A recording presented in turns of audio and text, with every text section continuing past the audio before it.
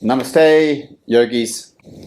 One of the things that I really like to do in my yoga education and teaching is to make the invisible visible, because the invisible is always where the power is.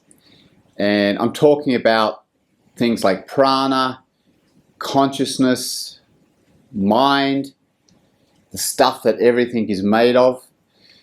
The yogis have told us for thousands of years that nothing is actually solid. It's an illusion. It's simply patterns of oscillating, vibrating energy. But to understand that, we have to go beneath the surface. We have to go into the subtle body. And one of the wonderful things in the system of yoga is that all of the asana and postures are actually a way to open the body up to the subtle, so that the physical body becomes a gateway to the mystical. And when you can start to tap into the mystical, everything changes. It's such an exciting world because anything is possible. I mean, science backs that up now, that nothing is actually solid, it's all energy. And you know what Sadhguru says is that the energy is just moving from one form to another. So Leela here is made up of the same energy that I am, the same energy of the computer, the same energy as the guru. It's just moving from one form to another. It's moving from a different pitch and frequency. And the teaching is, we want to get ourselves out of the way.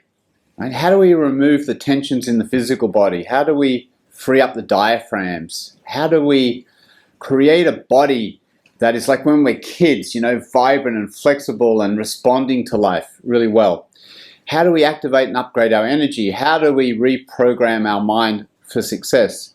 How do we do these things so that what we do becomes more refined and more subtle?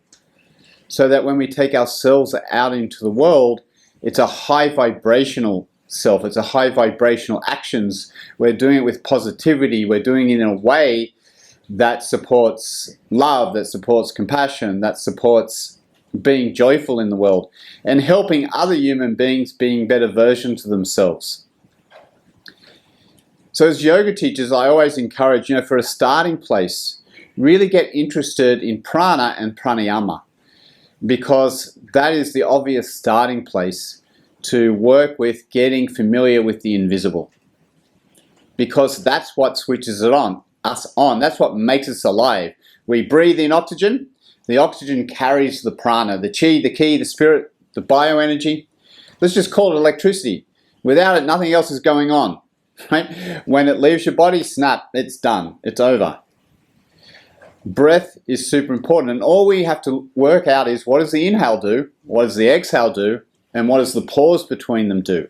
And once we know that, we can create all these combinations to influence, direct, and channel our life force in different ways. How amazing is that?